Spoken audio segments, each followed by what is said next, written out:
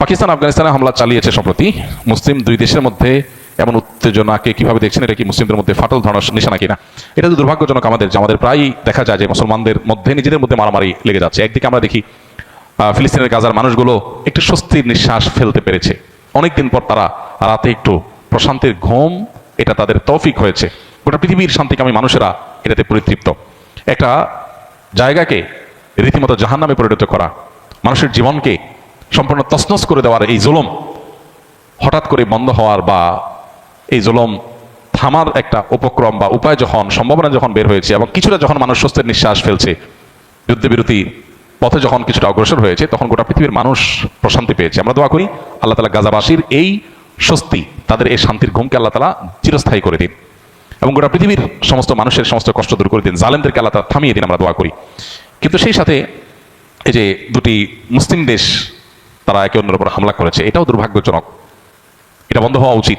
আমরা মুসলিমদেরকে একজনকে অন্যজনের উপরে চড়াও করে দিয়েই ইসলাম এবং মুসলমানদের শত্রুরা তাদের টার্গেটগুলোকে পূরণ করছে।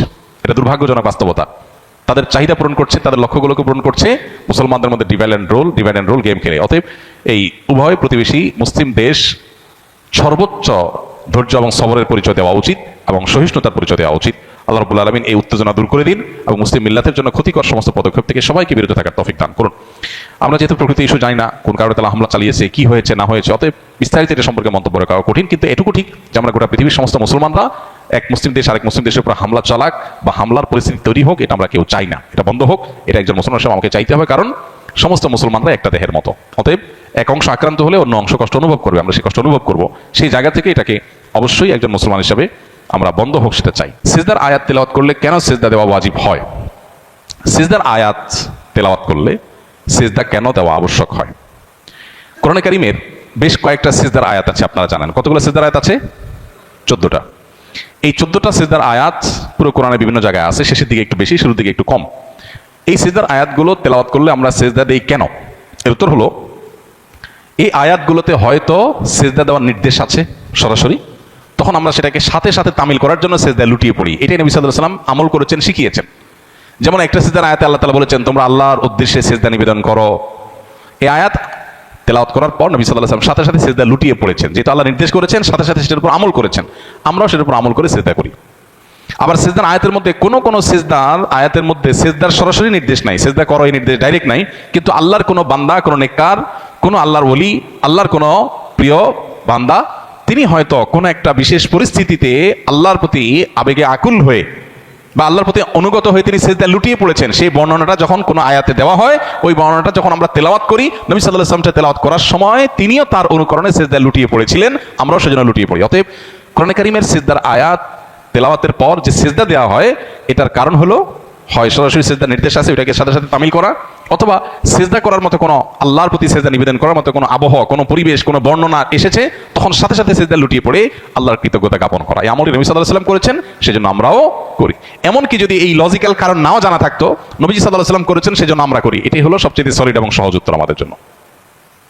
মানুষ হয় আল্লাহর গোলাম, না হলে নফসের গোলাম।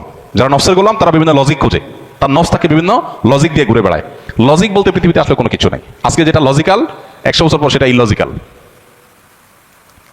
মানুষের যুক্তি বুদ্ধি এটা কোনো স্থায়ী কিছু না, এটা পরিবর্তনশীল, তাই না? বিদ্যুৎ যখন আবিষ্কার হয় নাই, তখন ওয়ালে টিপ দিলে ওই দিকে লাইট জ্বলবে, এটা কি যৌক্তিক কথা ছিল যখন বিদ্যুৎ ছিল না পৃথিবীতে? যদি পৃথিবীতে বিদ্যুৎ যখন আবিষ্কার হয় নাই, তখনকার মানুষকে বলা হতো যে ভাই এখানে টিপ দিলে ওখানে লাইট জ্বলবে, ফ্যান চলবে, আবার এখানে টিপ দিলে ওই জিনিসটা ঘোরা বন্ধ হয়ে যাবে। এটা যদি 200 বছর আগের মানুষকে বলা হতো, তারা বলতো এটা কি যৌক্তিক না অযৌক্তিক? বলতো পাগল নাকি, গল্প দিয়ে আর জায়গা পাও না, না এটা কেমনে হবে? কে বুঝতো না? তারা বুঝতো হাত পাখা, তারা বুঝতো পাখা টান নাড়লে রাজা বাচ্চারা বসে থাকতো, 2 জন মিলে টানতো, এটা তারা বুঝতো। তাদেরকে যদি বলতো ভাই এখানে সুইচ দিলেই ওখানে ইয়ে হয়ে যাবে, কাঠ দিলেই টাকা বাইর হয়ে যাবে, ফ্রিজে রাখলে পানি ঠান্ডা হয়ে যাবে, এগুলো আবিষ্কার যখন হয় নাই, তখন মানুষ বুঝে নাই। তখনকার মানুষের কাছে এই জিনিসগুলো যদি বলা হতো, সেগুলো কি তারা এটাকে লজিক্যাল বলতো না ইলজিক্যাল বলতো? ইলজিক্যাল বলতো, অযৌক্তিক বলতো। এখন যেটা আপনার বুঝে আসতেছে না ইসলামের, কেন বুঝে আসতেছে না? কারণ আল্লাহর টেকনোলজি আপনি ধরতে পারেন নাই, সেজন্য বুঝে আসতেছে না, আপনার কাছে ইলজিক্যাল মনে হচ্ছে। এই জন্য ইমানদার সে তার লজিকের গোলামি করে না, সে আল্লাহর গোলামি করে। সে বলে আমার আল্লাহ বলছেন, দ্যাটস ইট, শেষ, আমার বোঝার দরকার নেই। অতএব কিয়ামত যত নিকটবর্তী হচ্ছে তত বেশি ফিতনাগুলো বাড়ছে। আল্লাহ আমাদেরকে হেফাজত করুন। সম্প্রতি একজন আলেম রাসূল কারীম সাল্লাল্লাহু আলাইহি ওয়াসাল্লামকে সংবাদ বাহক বোঝাতে গিয়ে সাংবাদিকের সাথে তুলনা করেছেন। বিষয়টি কতটুকু যৌক্তিক বলে মনে করেন?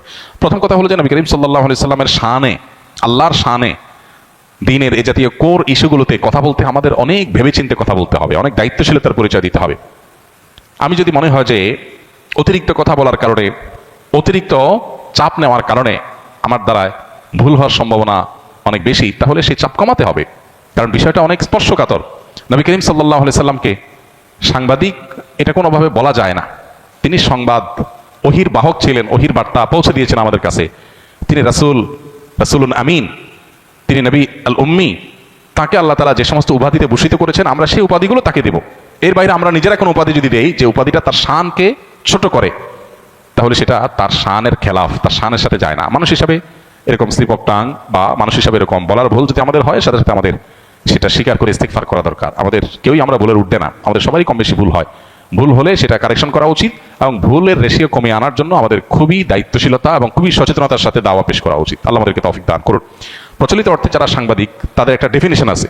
নবী সাল্লাল্লাহু আলাইহি সাল্লামকে এই শব্দ দ্বারা যদি ভূষিত করা হয়, তাহলে নবী করিম সাল্লাল্লাহু আলাইহি সাল্লামকে এই ছাঁচে ফেলা হয় এবং একজন সাংবাদিকের মতো করে তাকে মানুষ কল্পনা করবে, ভাববে, যেটা তার শানের খেলাফ, যেটা তার শানে যায় না। তিনি যে আল্লাহর পক্ষ থেকে পাওয়া প্রাপ্ত সংবাদ বা আল্লাহর পক্ষ থেকে প্রাপ্ত ওহী মানুষের কাছে পৌঁছে দিয়েছেন, এটা প্রচলিত অর্থে সাংবাদিকের সংবাদ পরিবেশন করার সাথে তুলনা করার মতো নয়। অতএব এটা শব্দ চয়নগত হয়তো ত্রুটি। তো এই ত্রুটিগুলো আমাদের যেন না হয় বা কমে আসে, সেজন্য সতর্ক থাকা এবং পাশাপাশি ত্রুটি হলে সাথে সাথে সেটা সংশোধন করা দরকার।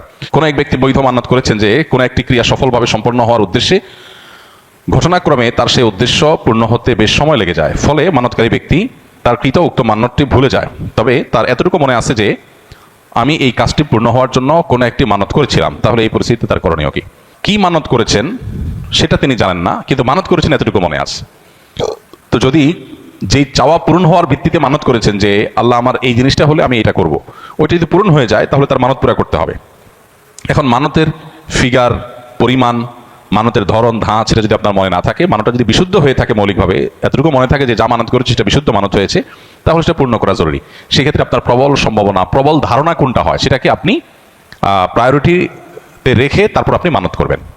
তাহলে ইনশাআল্লাহ বিদিনিল্লাহ সেই মানতটা পূরণ করবেন। আপনার যদি মনে হয় যে আমি 10,000 টাকা গরিব দুঃখীদেরকে দান করবো, এরকম নিয়ত করছি বলে মনে হয়, 5,000 টাকা নিয়ত করেছি, তাহলে এমন একটা ফিগার আপনি মানত হিসাবে আদায় করেন, যেটা আদায় করলে আপনার সন্দেহ দূর হয়ে যাবে যে প্রবল ধারণা বা আপনার জোরালো সম্ভাবনা আমি এটা করেছি, সেটা যদি আপনি আঁচ করতে পারেন এবং নির্ধারণ করতে পারেন, তাহলে সেটাকে ঠিক করে আপনি মানত পুরা করবেন। এবং যেহেতু ইবাদতের ইস্যু, সেক্ষেত্রে একটু সন্দেহের ঊর্ধ্বে ওঠার চেষ্টা করবেন। 5,000 কি 10,000 সন্দেহ হচ্ছে, তাহলে 10,000 কি আপনি যদি ধরেন, তাহলে এটা সেফ সাইড হয়ে যায় আপনার জন্য, সেভাবে আপনি মানত পুরা করুন।